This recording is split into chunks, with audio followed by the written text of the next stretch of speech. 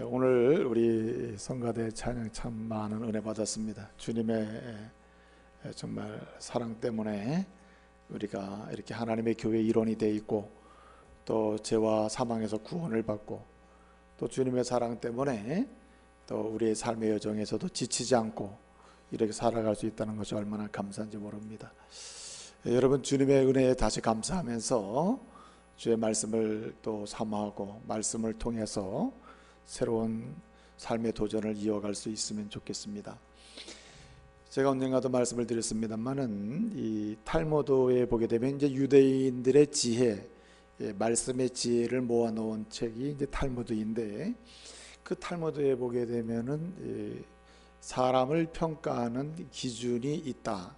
그 사람을 평가하는 몇 가지 기준이 있다. 한마디로 이 사람이 가치 있는 인생을 사는 사람인지 아닌지, 또 적극적으로 이 사람이 쓰임받는 인생인지 아닌지, 참 이 사회 속에서, 이 공동체 속에서 의미 있게 이제 사용되는 인물인지 아닌지 평가하는 기준이 셋이 있다는 말입니다. 그 탈무드에서 제안하는 이 세 가지 인간 평가 기준, 쓰임받는 인간인지 가치 있는 인간인지, 참 사람다운 사람인지 평가하는 기준이, 첫 번째는 뭐냐면은 이렇게 얘기합니다. 히브리어로 세 단어를 제안을 했는데, 첫째는 키소고, 두 번째는 이제 코소고, 세 번째는 카소라는 히브리어를 통해서 설명을 합니다. 이 키소라는 히브리어는 무슨 뜻이냐면은 이제 다시 말하면은 이 그 돈주머니라는 뜻입니다. 돈주머니. 이 키소라는 말 자체가.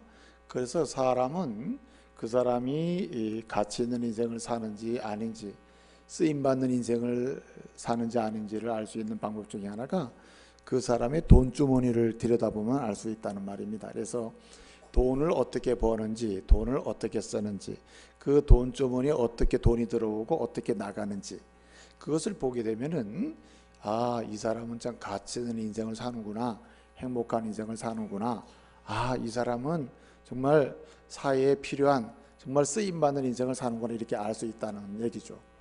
두 번째는 이 코소라는 히브리어인데, 이 코소라는 말은 이제 말하자면은 사람들이 흔히 자신이 이제 뭘 즐거워하며 사느냐의 문제입니다.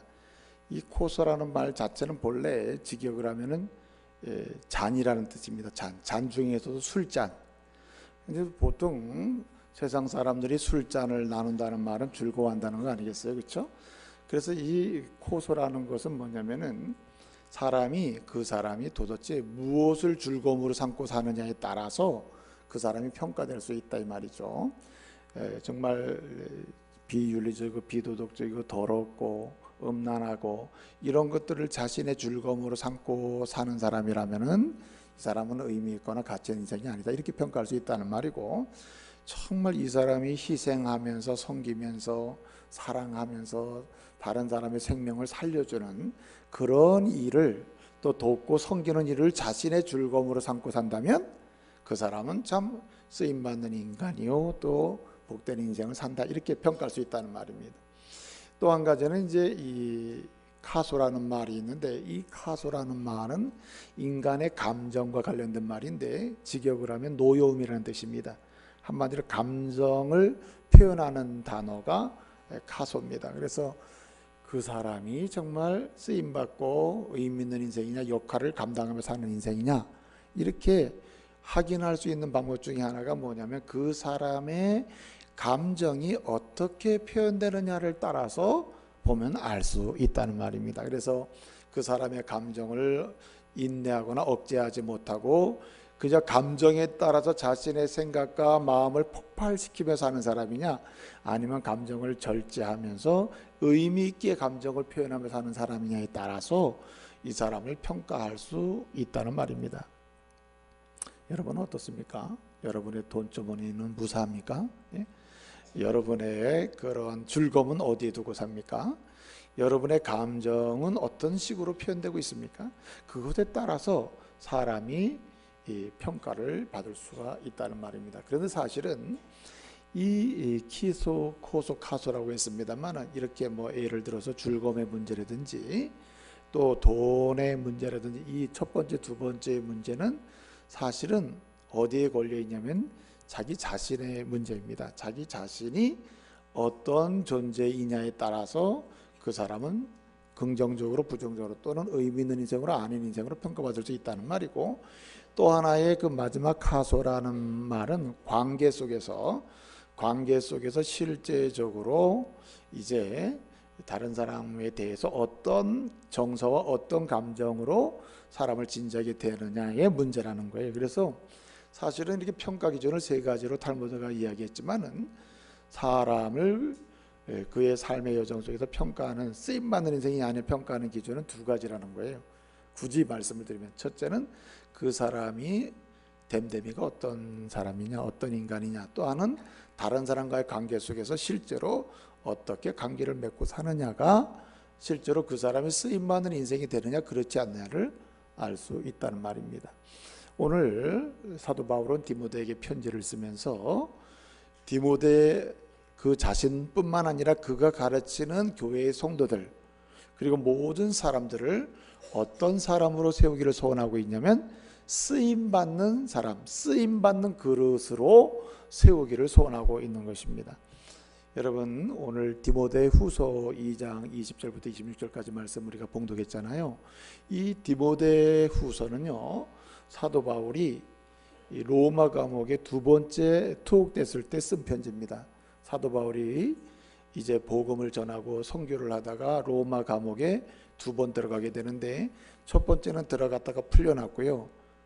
그리고 스페인까지 여행하는 이런 여행을 하게 됐고요. 두 번째는 로마 감옥에 들어갔다가 순교를 하는 거거든요. 죽게 되는데, 이 디모데 후서는 사도 바울이 두 번째 로마 감옥에 들어가서 자신의 순교를 직감적으로 예감하면서 내가 곧 죽겠구나, 내가 곧 순교하겠구나, 이런 것들을 예감하고 직감하는 가운데 내가 마지막으로 디모데에게, 내 사랑하는 믿음의 아들 디모데, 내 후계자 디모데, 나를 대신해서 에베소 교회에서 목회를 하고 있는 디모데에게 내가 마지막으로 편지를 써야 되겠구나, 꼭 할 말을 써서 보내야 되겠구나 하고 편지를 쓰는 것입니다.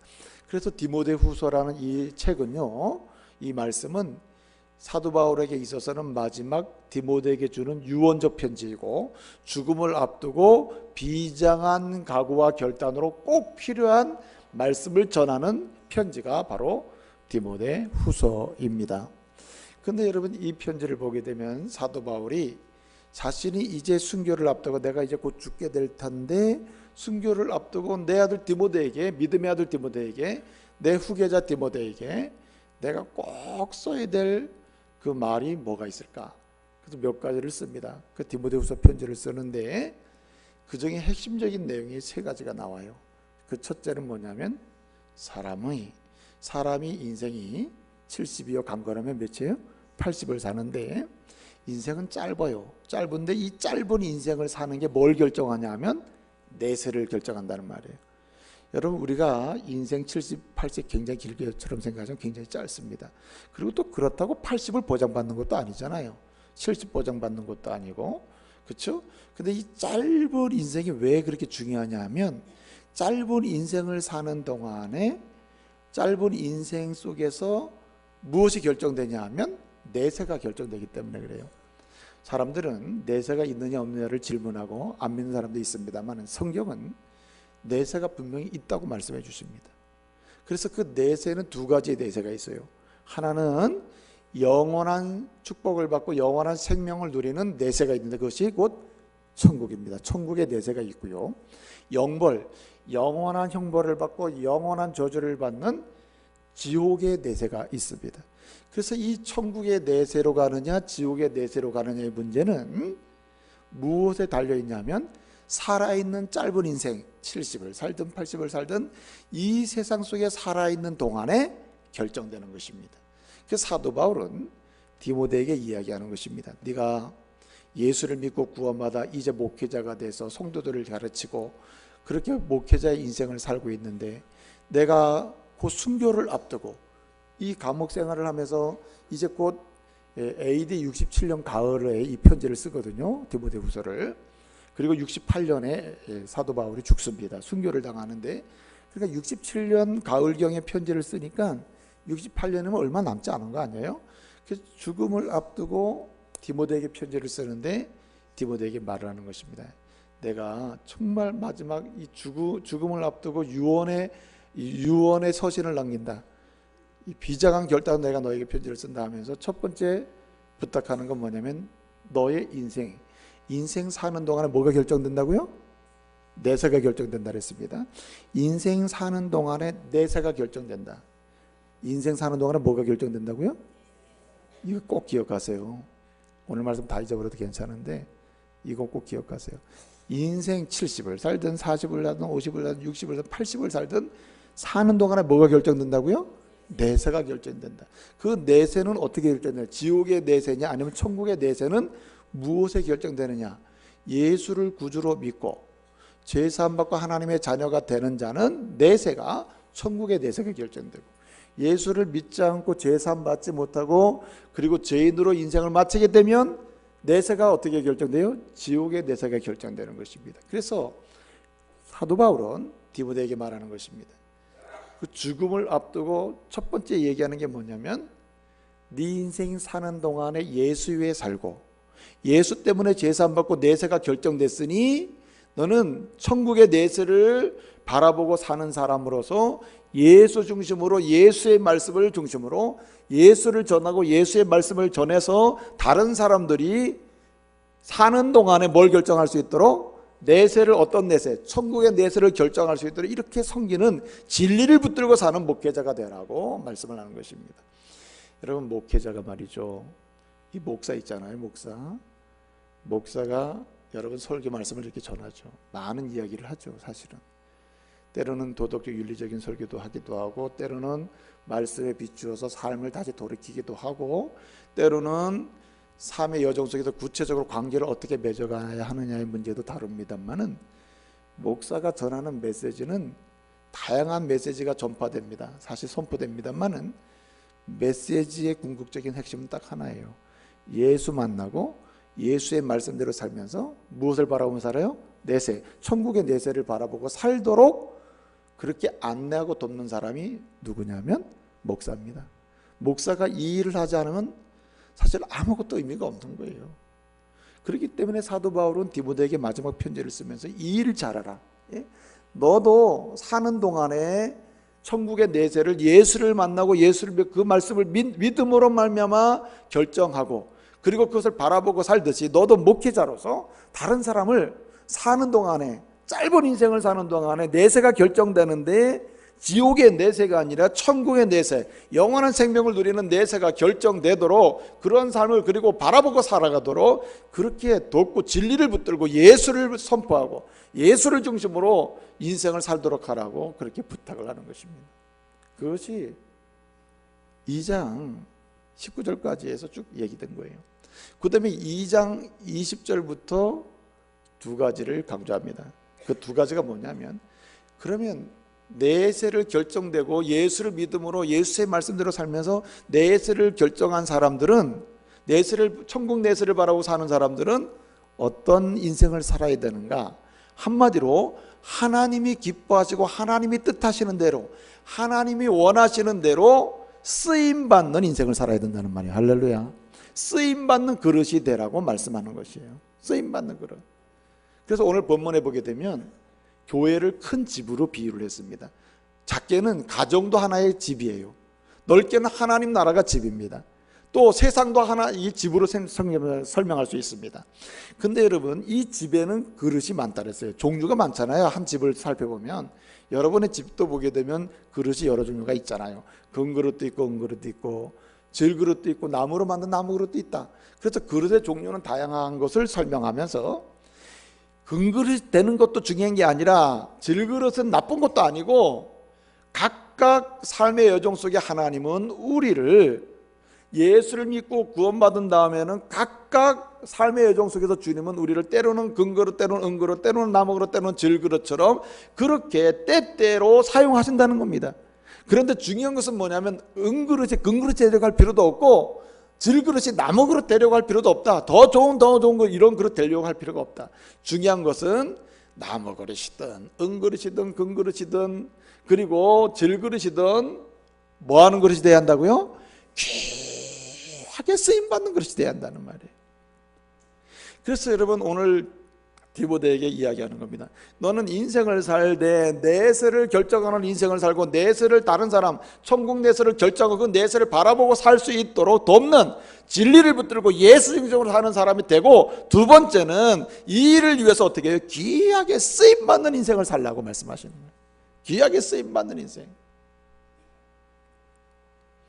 여러분 로마서 12장을 보게 되면, 특별히 12장 6절을 보게 되면은 사도 바울이 로마 교회 성도들에게 이제 이야기합니다. 로마 교회 성도들도요, 각기 자기 나름대로 예를 들어 금그릇 같은 사람 되고 싶어서 좀 자랑하고 싶을 수 있겠죠. 어떤 사람은 금그릇인데 믿음이 없고 잘못된 사람은 교만하죠. 내가 금그릇이야, 너보다 낫다, 이럴 수 있겠죠.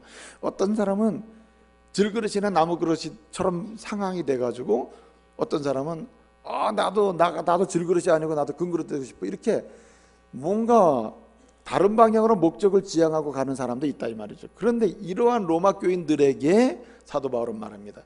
하나님의 은혜로 우리가 각각 따라서 다른 은사를 받았나니, 각각 다른 은사를 각각 받았다. 그러니까 그 은사가 금의 은사든 은의 은사든 나무의 은사든 질그릇의 은사든 각각 다르다. 중요한 것은 뭐냐면 그 은사 받은 대로 귀하게 쓰임 받는 게 중요하다. 그렇게 이야기하는 것입니다. 여러분 우리 예수님도요, 마태복음 25장에서 뭐라고 말씀하셨습니까? 그 달란트 비유를 통해서 1달란트, 2달란트, 5달란트 비유로 말씀하시면서 2달란트, 5달란트 받은 사람은 각기 열심히 일해서 2달란트, 5달란트 남겼잖아요. 뭘 칭찬했습니까? 네가 귀하게 쓰임 받은 것을 칭찬했습니다. 1달란트 받은 사람은 어떻게 했습니까? 사용하지 않았잖아요. 그 사람 마음에 뭐가 있는 것입니까? 나는 왜 1달란트야? 2달란트도 아니고. 나는 왜 1달란트야? 5달란트도 아니고. 이렇게 불평하고 원망하면서 1달란트의 가치를 우습게 여긴 거죠. 한마디로 1달란트로서의 귀하게 쓰임받지 못한 것입니다. 그래서 사도 바울은 디모데에게 말하는 것입니다.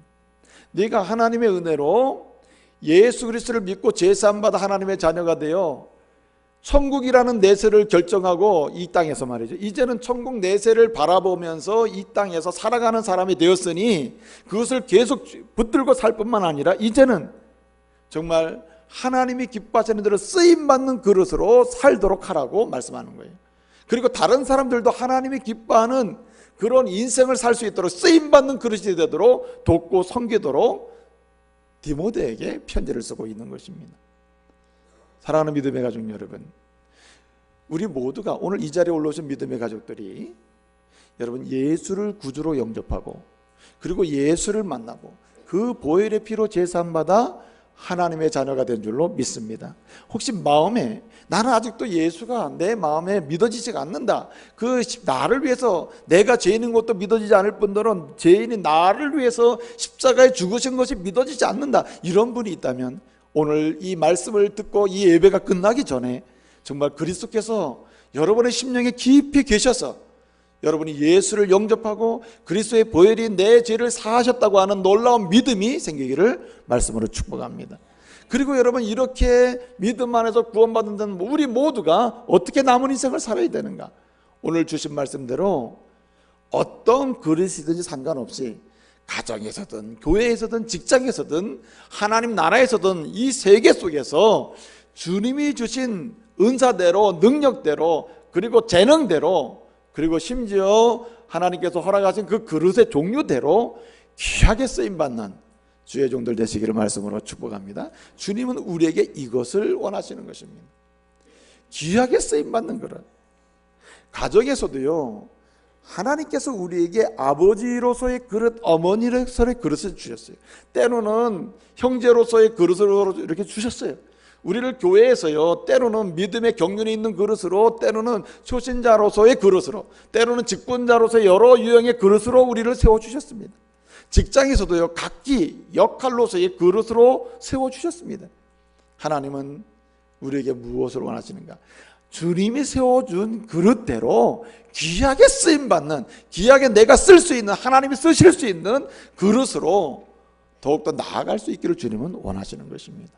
여러분, 주님이 세워놓은 그릇대로 쓰임받으면 그 사람만 하나님의 은혜를 받는 건 아닙니다. 그 사람이 그릇이 귀하게 쓰임받으면 그 그릇이 있는 곳이 아름다워지는 거예요. 그 사람의 그릇이 귀하게 쓰임받으면 그 그릇 때문에 다른 곳의 사람들, 함께 있는 사람들이 즐거운 잔치 인생을 살 수 있게 될 줄로 믿습니다. 그래서 주님은 오늘도 우리에게 말씀하시는 겁니다. 귀하게 쓰임받는 그릇이 되라. 그러면 여러분, 우리가 어떤 그릇이든 상관없이 귀하게 쓰임받는 그릇이 되려면 어떻게 해야 합니까? 오늘 말씀은 두 가지를 강조해 주고 있어요. 첫째는 무엇이냐면요, 개인적 차원의 문제인데, 개인적 차원으로서 귀하게 쓰임받는 그릇이 되려면 개인적인 문제로서 굉장히 중요한 문제인데, 이것이 뭐냐면 깨끗해져야 한다는 말입니다. 사용될 수 있는 그릇은 깨끗한 그릇이라는 거예요. 한마디로 성결한 그릇이 귀하게 쓰임받을 수 있다는 말입니다. 여러분, 아무리 금 그릇이라도 거기에 더러운 것이 묻어 있으면 그 그릇이 씻어질 때까지 써요, 안 써요? 안 쓰죠. 아무리 못생긴 그릇이라도, 별로 의미 없이 생긴 그릇이라도 깨끗한 그릇은 어떻습니까? 우리가 쓰는 거 아니에요? 여러분, 커피를 마신다고 합시다. 여러분이 커피를 마시려고 하는데 여기 금 그릇이 있고, 금으로 만든 컵이 있고 종이컵이 있습니다. 금컵에는 보니까 지저분한 게 들어있어요. 여러분, 이 컵으로 마시겠어요? 그래도 금컵이야. 그리고 마실 분이 있습니까? 마셔도 좋아요. 사실은 제대로 된 사람이 아니죠. 여러분, 아무리 금컵이라 하더라도 지저분하면 그거 컵 사용 안 합니다. 뭘 사용합니까? 종이컵이죠. 깨끗한 종이컵을 사용하는 것입니다.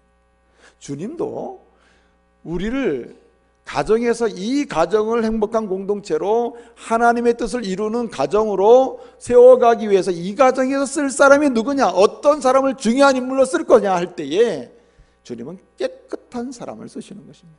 성결한 사람을 쓰신다 이 말이죠. 여러분, 교회에서요, 하나님이 정말 쓰시는 그릇은 어떤 그릇인가, 어떤 사람을 쓰시는가?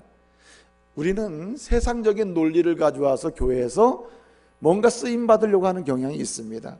재능과 능력이 있는 사람, 뭔가 재물의 능력이나 권력의 능력이나 어떤 명예의 능력이 있는 사람을 세상적인 논리로 교회에서 세우려고 하는 경향이 있는데 그건 100% 실패합니다. 하나님의 교회는 또 하나님이 세상 곳곳에서 쓰시는 사람은 어떤 사람이냐면 능력 이전에 뭐예요? 깨끗함이 있다. 뭔가 많은 재능 이전에 뭐 있는가? 거룩함이 있다. 성결함이 있다는 말입니다. 여러분, 성결치 못한 사람은 재능이 많고 능력이 많아서 쓰임받지만 반드시 중간에 넘어지게 되어 있습니다. 그러나 여러분, 능력은 충분치 못하고 재능은 완벽하지 못할지라도 부족한 재능과 부족한 능력을 가지고도 깨끗한 그릇으로서 그 역할을 하게 되면 롱런하는 거예요. 길게 갈 수 있는 것입니다. 그래서 주님은 깨끗한 그릇을 사용하기를 원하죠. 사랑하는 믿음의 가족 여러분, 저와 여러분이 주님 앞에서 항상 깨끗한 그릇으로 세움을 입기를 말씀으로 축복합니다. 그러면 어떻게 성결케 될 수 있느냐? 어떻게 깨끗한 그릇이 될 수 있느냐? 어떻게 하면 내가 성결한 삶으로 나가는 그런 그릇으로 우리가 세움을 입을 수 있느냐 말이죠. 여러분, 성결케 되는 과정은 3단계가 있어요. 첫째 단계는 정결의 단계인데, 이 정결의 단계는 앞서 말씀드린 것처럼 예수를 만나야 성결로 갈 수가 있습니다. 사실 그래서 오늘 말씀을 보게 되면 거룩하고 했습니다. 거룩하고, 깨끗이 함으로 주님이 쓰신 바 되는 그릇, 거룩하고 했습니다. 너희는 거룩하고 했어요. 이 거룩하고는 수동입니다. 내가 거룩해지는 게 아니라 뭔가 누구를 통해서 거룩해질 수 있다는 말입니다. 그러므로 성결함으로 쓰임받는 그릇이 되려면 내가 거룩하게 돼야 되는데 내가 될 수 없다. 이거 어떻게 되는가? 말씀드린 바처럼 예수님을 만나야 되는 것입니다. 할렐루야. 그래서 여러분, 하나님의 교회에 오르내리면서 제일 마음에 정말 안타까움이 있는 사람은 어떤 사람이냐면, 하나님의 교회를 그렇게 오르내리면서도 예수를 인격적으로 만나지 못한 사람이 있다면 이 사람처럼 정말 안타깝고 애처롭고 마음에 슬픔을 주는 사람이 없다 이 말이에요. 여러분, 교회는 사람을 만나러 오기 이전에 누굴 만나는 곳입니까? 예수를 만나는 곳이야. 할렐루야. 예수를 만나서 내 죄를 위해 십자가에 지신 예수님을 만나고, 내 죄를 위해 십자가에 보혈을 흘리신 예수를 만나고, 그 보혈로 인해서 내 진홍같이 붉은 죄, 아주 주홍같이 붉은 죄, 그 죄를 사함받았다고 하는 이 놀라운 은혜의 강구소의 평안을 누리는 것, 이것이 하나님의 교회에 올라오는 자가 누리는 가장 근본적인 목적이에요. 그렇기 때문에 예수를 만나지 못하면 거룩함으로, 성결로, 그리고 깨끗함으로 나아갈 수가 없습니다. 여러분, 원래 지저분한 것이 아무리 조금 지저분한 게 뭐다 그거 닦아낸다고 깨끗해집니까? 아니죠. 근원적으로 깨끗해져야 그 다음에 지저분한 게 묻으면 닦으면 되는 것입니다. 근데 여러분, 내 양심이 어두워지고, 내 생각이 어두워지고, 내 영혼이 어두워져 있는 상태를 어떻게 깨끗하게 할 수 있단 말입니까? 내 의지가 어두워져서 마음먹은 대로 안 되잖아요. 내 양심이 깨끗하지 못해서 얼마나 내 양심을 속일 때가 많습니까? 근데 여러분, 이런 양심의 더러움과 영혼의 더러움을 근본적으로 씻을 수 있는 유일한 길은 십자가에 달리신 예수 그리스도를 만나는 길임을 믿으시길 바랍니다. 그래서 여러분, 우리가 찬송을 하는 거예요. 십자가 내가 처음 볼 때에 그 십자가에서 나를 위해 죽으신 예수 그리스도를 만나고, 그 십자가에서 나를 위해서 흘리신 보혈의 피의 은혜를 경험하고 감격적으로 체험하면서 그 피 때문에 내가 죄 사함 받고 내가 하나님의 자녀가 되었구나, 이러한 은혜를 경험할 때 드디어 우리는 근원적으로 거룩한 사람, 깨끗한 사람, 성결한 사람이 되는 줄로 믿으시길 바랍니다. 여러분, 오늘 이 자리에 올라오신 믿음의 가족들 중에요, 아직도 나는 예수를 인격적으로 만나지 못했으며 예수의 피가 내 죄를 사는지 안 사는지, 그리고 내가 죄인인지 아닌지를 인지하지 못하겠으며, 심지어는 예수님이 십자가에 죽으시면 나와 무슨 관계가 있는지 경험되지 않고 느껴지지 않는다면요, 오늘 이 예배 시간이 끝나기 전에 정말 주님의 성령으로 인해서 여러분 마음속에 예수님의 영접된 은혜가 있기를 말씀으로 축복합니다. 예수를 만나고 그 피의 은혜로 내가 죄사함 받고 하나님의 자녀가 되었구나, 의롭다 칭함을 받았구나는 이런 은혜의 고백이 있기를 말씀으로 축복합니다. 그럴 때 여기에서 뭐가 시작되느냐? 거룩함이 시작되는 것입니다. 깨끗해지는 거예요. 인간은 자기의 죄를 자기가 깨끗하게 할 수가 없어요. 죄인이 죄인의 죄를 사할 수가 없어요. 의로우신 주님이 우리를 위해 이 땅에 오시고 그분의 십자가의 죽으심이 우리의 죄를 사해 주는 능력으로 나타나게 된 것입니다. 제가 늘 말씀드리죠. 예수의 피로 우리가 죄 사함 받고 깨끗하게 된다는 사실은요, 피의 양의 문제가 아니에요. 피의 양의 문제로 한다면요, 예수 피의 지극히 작은 피 한 방울이 우리의 영혼을 살리고 우리의 죄를 근본적으로 씻어내는 보혈의 능력임을 믿으시길 바랍니다. 그래서 여러분, 예수를 만날 때, 예수를 만나고 인격적으로 교제를 시작할 때, 예수 중심으로 삶을 펼쳐갈 때 우리는 성결의 자리로, 거룩한 사람으로, 깨끗한 사람으로, 그리고 정결한 사람으로 나가게 되는 것입니다. 그래서 여러분, 정말 예수님을 만난 사람은 항상 그 삶의 중심, 양심의 중심에, 영혼의 중심에 예수가 있는 거예요. 그래서 예수님의 눈으로 보는 거예요. 예수님의 눈으로, 예수님의 마음으로 행동하게 되는 거예요. 예수님의 마음으로 사람을 바라보게 되는 거예요. 여기에서 성결이 시작되는 것입니다. 두 번째 단계는요, 여러분, 거룩할 때, 성결할 때, 깨끗해질 때 쓰임받는 그릇으로 귀하게 쓰임받게 되는데, 정결의 단계로 예수님을 만나고 예수를 삶의 중심에 모시고 나서 두 번째 성결의 단계로 나아가는 방법은 뭐냐면, 두 번째는 구별을 집중적으로 하는 것입니다. 삶의 현장에서 집중적으로 구별하며 사는 것이에요. 내가 있을 자리인지 안 있을 자리인지, 내가 이 말을 해도 되는지 안 하는지 끊임없이 주님 앞에서 구별을 시도하는 거예요. 내 죄를 용서해 주시고 내 안에 중심으로 주인으로 계신 그 주님의 마음으로 구별을 해보는 것입니다. 주님이라면 요 말을 할까 안 하실까? 주님이라면 이것을 바라볼까 보시지 않을까? 그래서 볼 것과 보지 않을 것을 구별하고, 끊임없이 만질 것과 만지지 않을 것을 구별하고, 마음에 품을 것과 품지 않을 것을 구별하고, 끊임없이 발로 걸을 것과 걷지 않을 것을 구별하고 말이죠. 앉을 것과 앉지 않아야 될 것을 끊임없이 집중적으로 구별하며 나갈 때 주님은 우리에게 거룩함으로 나가는 은혜를 주실 줄로 믿습니다. 의지를 가지고 집중적으로 구별을 시도하는 곳에 성령은 역사하셔서요, 우리를 거룩하게 해주시는 것입니다. 사실은요, 예수님을 만난 사람은 구별하려고 하는 양심이 생겨요. 구별하려고 하는 의지가 생겨요. 구별하려고 하는 뜨거운 마음이 있는 줄로 믿습니다. 그렇기 때문에 우리는 구별을 집중적으로 시도해야 하는 것이에요. 사실은요, 이렇게 집중적으로 구별해 나가는 과정 속에는 두 가지 큰 현상이 생깁니다. 하나는 끊임없는 거절이에요. 거절. 계속 거절하는. 세상, 하나님이 싫어하시는 것을 세상은 우리에게 계속 주거든요. 계속 우리를 유혹하거든요. 이걸 거절하는 게 하나의 구별로 나타나게 되는 것입니다. 창세기 39장을 보게 되면요, 이 제가 늘 드리는 말씀 중에 한 인물이 바로 이 요셉이 아닙니까?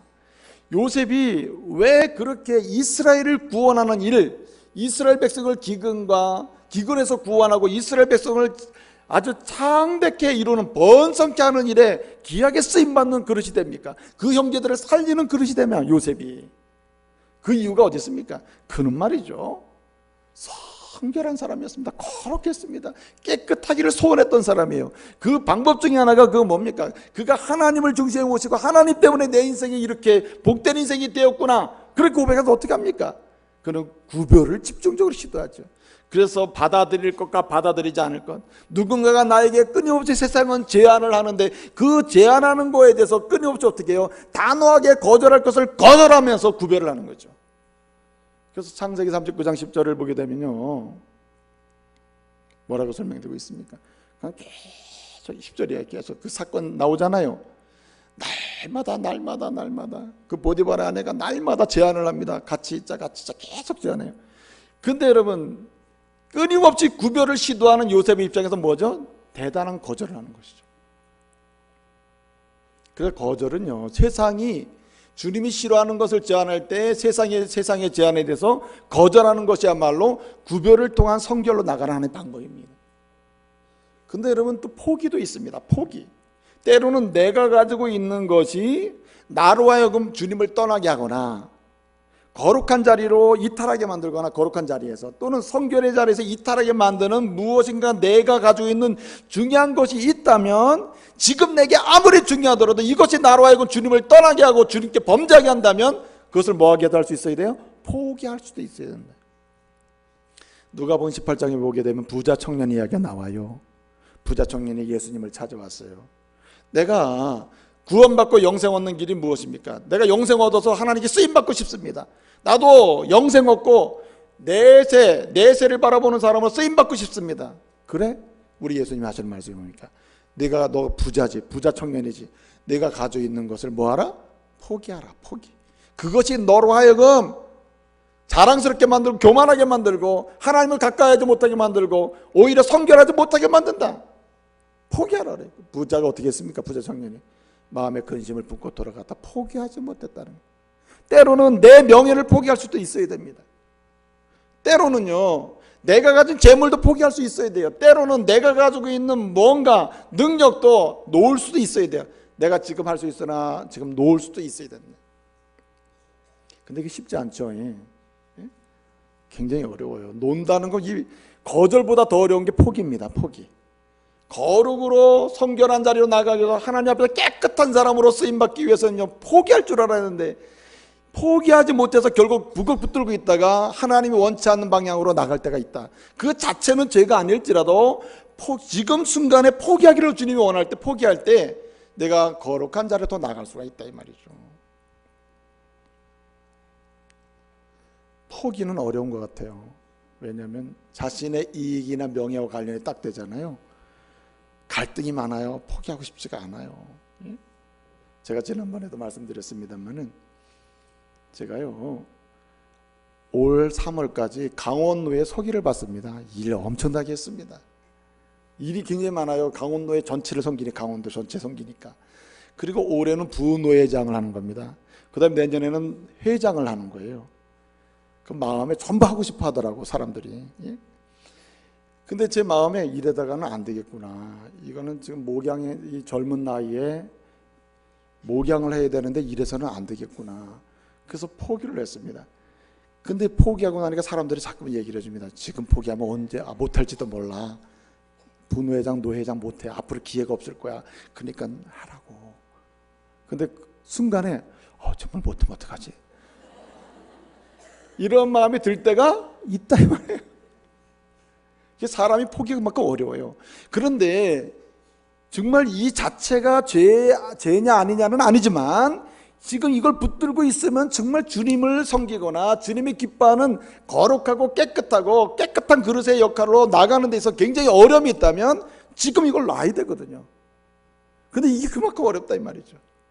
그러나 이것을 놓을 때 드디어 우리도 모르는 사이에 성령님의 역사로 거룩한 삶의 자리로 나가게 되는 것입니다. 다른 사람이 볼 때 저 사람은 정말 깨끗한 사람이야, 깨끗한 자리에 나가고 있구나, 이렇게 인정을 받는 사람이 된다는 말이에요.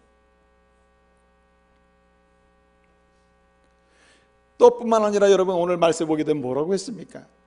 단순히 이렇게 정결의 단계를 넘어서 다시 이제 구별의 단계로 가잖아요. 그 다음에 마지막 단계가 뭐냐면 누가 성결의 자리로 나가고 깨끗함으로 쓰임받느냐, 누가 성결함의 기쁨을 충만히 맛보게 되느냐면 체험의 단계까지 가야 된다. 그래서 오늘 여기 말씀을 보게 되면 너는 청년의 정욕을 피하고, 청년의 정욕에 피한다는 말은 정결의 단계요, 구별의 집중적인 단계를 말한다면은 오늘 말씀 뭐라 그랬습니까? 그리고 피하고 뭐라 그랬습니까? 주를 깨끗한 마음으로 부르는 자들과 함께, 주를 깨끗한 마음으로 부르는 자들과 함께 뭘 추구하라 그래서 뭘 따르라? 의와 믿음과 사랑과 화평을 계속 따르라. 한마디로 의를 채우고 믿음을 채우고 사랑을 채우고 그리고 화평을 계속 속에다가 채워 누라는 말입니다. 그 채워질 때 그는 어떻게 해요? 거룩하고 성결한 삶으로 나가게 된다는 말입니다. 사실은요, 오늘 본문의 중요한 말씀이 뭐냐면 피하고 버리고 그 다음에 구별을 집중적으로 하되 그 다음 마지막은 뭐 한다고요? 채워야 된다. 하나님이 기뻐하시는 것을 내 영혼에, 내 심령에, 내 마음에 채울 때 자연스럽게 성령으로 인해서 거룩하고 깨끗한 사람이 된다는 말이에요. 깨끗한 것을 좋아하는 사람이 된다 이 말이에요. 근데 여기 문제가 뭐냐면은 나는 깨끗해지고 싶은데 함께하는 사람이 안 될 수도 있잖아요. 그렇죠? 주변에. 그렇기 때문에 오늘 사도 바울은 디모데에게 말합니다. 너 혼자서 깨끗해지려고 하면 그게 안 될 수도 있다. 이 3단계 정말 채울 때 중요한 것은 뭐냐면 뭐라 그랬습니까? 주를 깨끗한 마음으로 찾는 자들과 함께 채워라. 그러니까 뭡니까? 오늘 저와 여러분 이렇게 함께 예배를 드리고 있습니다. 뭐합니까? 주님을 찾는 자들이 함께 모여서 예배하는 가운데 우리 가운데 거룩함으로 나갈 수 있도록 필요한 은혜가 채워지고 사랑이 채워지고 위로가 채워질 줄로 믿습니다. 그런데 여러분 이뿐만이 아니다. 함께 기도할 때 기도하는 사람들, 함께 예배하는 사람들, 함께 구역을 함께 섬기는 사람들, 함께 봉사하는 사람들, 함께 깨끗한 마음으로 주를 찾고 뭔가 은혜를 자기 심령 속에 채우려고 하는 그 사람들과 어떻게 해요? 함께 하면서 채워야 된다는 말입니다. 그렇기 때문에 거룩으로 나가는 길도 자기 혼자서는 안 되는 것입니다. 이렇게 옆에 있는 믿음의 사람들이 그래서 귀한 거예요. 우리 좌우 옆 사람 서로 축복해. 당신이 참 귀합니다. 이렇게 축복합시다. 왜 귀하냐? 우리가 거룩한 삶의 자리로 나가는 데 있어서 3단계 이 채우는 데 있어서는 나 홀로는 힘들다. 나 홀로는 누군가 기도를 전심으로 하는 사람과 함께 기도하는 가운데 이분의 중보의 기도의 사역이 필요하고, 누군가 봉사를 전심으로 하는 사람들과 함께 하는 가운데 봉사를 배우는 가운데 내가 이웃을 사랑하는 마음을 배우고, 함께 믿으면 예배를 드리고 싶어하는 열망은 작지만 예배에 열망하는 사람과 함께 예배하는 가운데 예배를 드리는 그 사람과 더불어서 주님의 은혜를 받고 내 심령에 은혜를 채우고 그러게 된다는 거예요. 그래서 여러분, 가정에서 귀히 쓰임받는 그릇이 되고 싶으시면 가정에서 깨끗한 아버지 어머니가 돼야 되고 깨끗한 남편 아내가 돼야 되는데, 그때 여러분 기도할 제목 중에 하나가 뭐냐면 내 남편이 내 아내가 깨끗한 그릇 되게 해달라고 기도하셔야 돼요. 성결한 그릇이 되게 해달라고 기도하셔야 돼요. 왜냐하면 부부가 함께 갈수록 우리는 더욱더 성결함의 풍성함을 누릴 수 있기 때문에 그래요. 여기 또 한 가지 있습니다. 여러분, 정말 귀하게 쓰임받는 그릇이 되려면 우리는 어떻게 해야 되는가? 첫 번째가 성결함이, 깨끗함이 개인적 차원의 문제라면 관계적 차원으로 중요한 문제가 하나 있습니다. 그것이 뭐냐면 관계 속에서 온유해야 한다는 사실입니다. 다른 사람에 대해서 온유할 때에 그 온유한 사람이 한마디로 귀하게 쓰임받을 수 있다는 말입니다. 여러분, 온유한 사람이 있는 곳에는 화평이 있고요, 온유한 사람이 있는 곳에는 부드러움이 있어요. 온유한 사람이 있는 곳에서는 열림과 개방성이 있습니다. 그러나 여러분, 온유하지 못한 사람은 어떻습니까?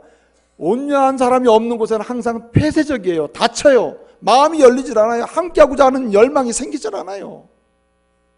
그래서 오늘 사도 바울은 디모데에게 말합니다. 내가 예수를 구주로 믿고 내세를 결정하고 내세를 바라보면서 다른 사람으로 하여금 살아있는 동안에 내세를 결정하는 그 일을 섬기고, 그리고 귀하게 쓰임받는 인생이 될 뿐만 아니라 그렇게 되도록 돕는 사람으로 살기 위해서는 너부터 뭐 해야 되느냐? 온유해야 한다는 말입니다. 그래서 여러분, 가정에 온유한 사람 한 사람만 있으면 전쟁 같은 가정 상황을 평정할 수가 있습니다. 교회도요, 온갖 암투와 갈등과 그리고 여러 가지 정죄가 있는 그런 복잡한 상황이 교회 안에 있다 하더라도 진정으로 온유한 사람이 한 사람이 있으면 그 사람에 의해서 성령이 교회를 지배하실 줄로 믿습니다. 그래서 여러분, 마태복음 5장 5절을 보게 되면 온유한 자는 땅을 기업으로 받는다고 그랬습니다. 땅을 정복한다고 그랬습니다. 온유한 자는 하나님의 놀라운 위로와 복을 받는다는 거예요. 그렇기 때문에 우리는 온유한 사람이 되기를 힘써야 돼요. 여러분, 본래 헬라어로요, 오늘 본문에 나오는 이 디모데 후서에 등장하는 이 온유라는 말, 헬라어의 원래 의미는 세 가지가 있습니다. 첫째는 진정제의 의미가 있고요, 둘째는 길들여진 야생마의 의미가 있습니다. 셋째는 바람의 의미가 있어요. 시원한 바람의 의미가 있습니다. 그래서 여러분, 이 온유라는 말은 뭐냐면, 온유한 사람은 어떤 사람이냐? 온유한 사람 한 사람이 있으면 그 분위기를 진정시키는 효과가 있다. 할렐루야. 그래서 예수 안에서 예수를 닮아서 진정으로 온유해지잖아요. 그 사람은 어디를 가든지 분위기가 분노한 분위기를 잔잔하게 만들고 복잡하게 꼬여있는 분위기를 진정시킬 수 있는 분위기를 만든다는. 누구를 통해서 역사하시느냐? 온유한 사람을 통해서. 또 온유한 사람은 야생마를 길들여진 야생마라는 의미거든요. 여러분, 어떠한 아집과 고집과 온갖 세상의 이기적인 주장을 가지고 사는 사람이라도 온유한 사람 앞에서는 결국은 예수님을 닮아갈 수 있는 기회를 갖게 될 줄로 믿습니다.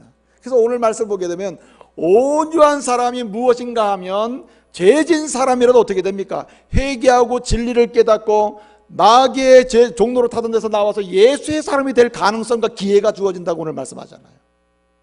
그게 복이죠. 그러므로 여러분, 부드러운 사람 되시길 바랍니다. 사람은 자고로 부드러워야 돼요. 그래서 여러분, 오늘 여기 온유의 세 번째 의미가 뭐라 그랬습니까? 헬라의 원래 의미가 시원한 바람, 시원한 바람. 여러분, 여름에 말이죠, 더운 여름에 나무 밑에서 햇빛을 피하려고 있다 보면은 그 바람 한 점 없으면 얼마나 힘듭니까? 그때 지극히 작은 바람, 산들산들 불어오는 산들바람, 그 바람이 어떻습니까? 시원함을 주잖아요. 땀을 식혀주잖아요. 온유한 사람은 지쳐있는 영혼에 땀을 식혀준다. 온유한 사람은 마치 순풍에 돛담배 가듯이 돛담배를 움직일 수 있는 순풍과 같은 역할을 한다.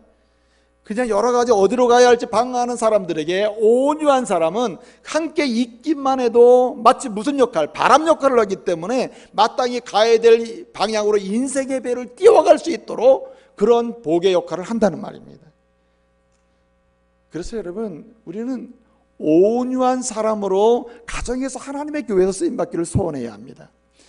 여러분, 이 교육학에서 매우 중요한 실험으로 이렇게 이론으로 나와 있는 것 중에 하나가 뭐냐면 할로우라고 하는 사람이 행동주의 심리학자인데, 이 사람이 한 실험입니다. 할로우 실험 이론인데, 이 사람이 실험한 게 뭐냐면요, 그 원숭이 새끼들 있잖아요. 아기 원숭이가 많이 있는데 그 어미를 띄워놓습니다. 그리고 어미 대신에 인형을 2개를 만들어 놓습니다. 하나는 철사로 만든 인형, 그리고 그 가슴에는 이 꼭지, 우유병 꼭지를 달아놔가지고 우유를 잔뜩 이렇게 넣어놓고, 그리고 우유를 빨아먹을 수 있도록 해놨습니다. 하나는 부드러운 헝겊으로 인형을 만들어 놨습니다. 거기에는 젖꼭지를 안 달았어요. 그래가지고 이렇게 놓으니까 처음에는 그냥 가서 막 노는 겁니다. 여기 가서 놀질 않아요.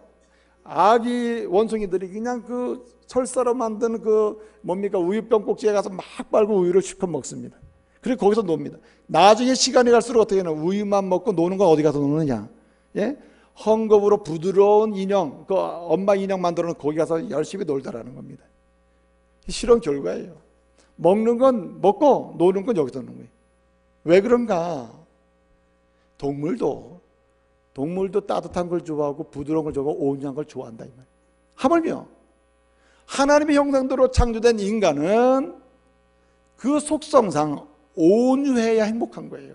온유하신 하나님 때문에 우리가 구원받고, 온유하신 주님 때문에 우리가 죄에서 사망에서 구원받은 사람들이기 때문에, 온유할 때 우리에게는 평안이 있고, 온유할 때 그 가운데 하나님이 임재하셔서 은혜를 주실 줄로 믿습니다.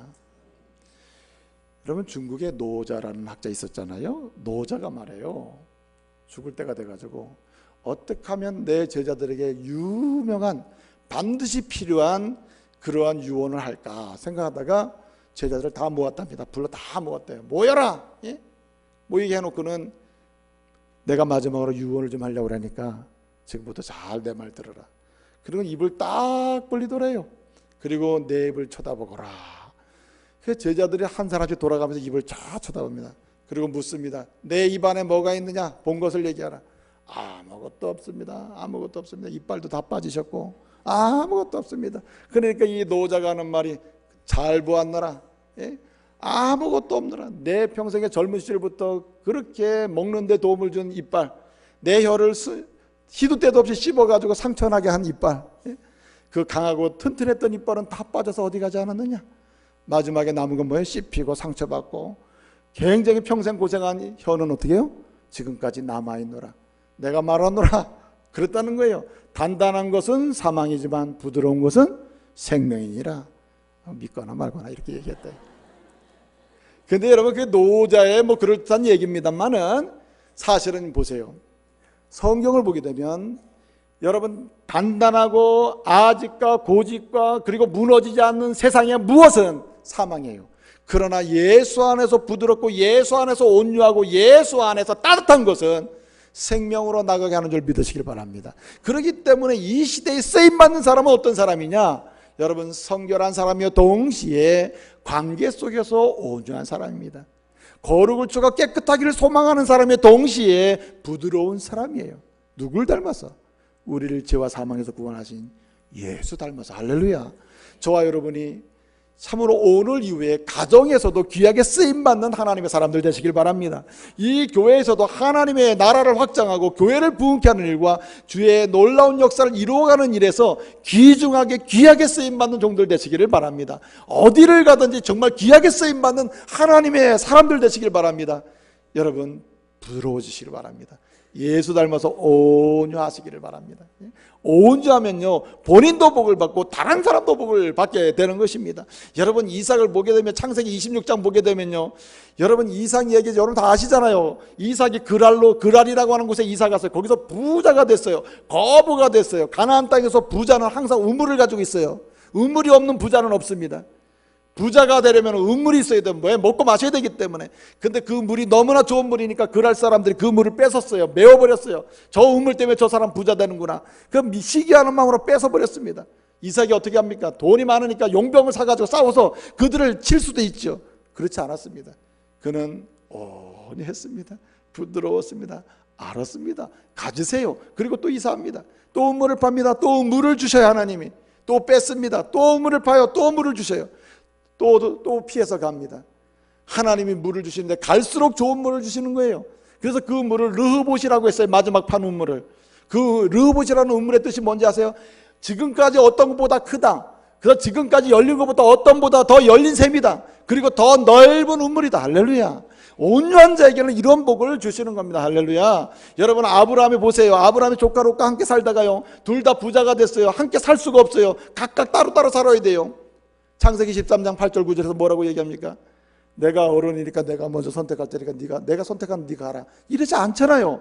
내가 자하면 내가 우하고 내가 우하면 내가 자하리라. 나는 뭐예요?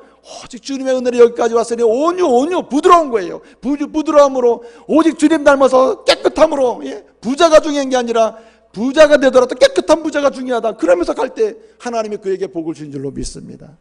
여러분, 모세를 보세요. 모세는요, 이스라엘 사람들을 애굽에서 끌어내가지고요, 강야를 통과하고 요단강 동편까지 가는데 얼마나 큰 수고를 했습니까?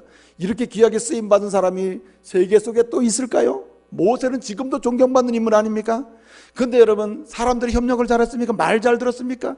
수많은 사람들이 반란을 일으키고 그 권위에 도전을 하고, 심지어는 아론도 도전해요. 당신만 지도자냐? 그 누이 동생 미리암도 도전해요. 당신만, 오빠만 말이야 진짜 지도자나? 우리도 말하고 뭔가 자신감 있다고 이렇게 반항을 하지 않습니까? 근데 여러분, 모세가 어떻게 했습니까? 닥치는 대로 쳤습니까? 싸웠습니까? 자기 있는 권위를 가지고 사람을 끊임없이 몰아냈습니까? 아니죠.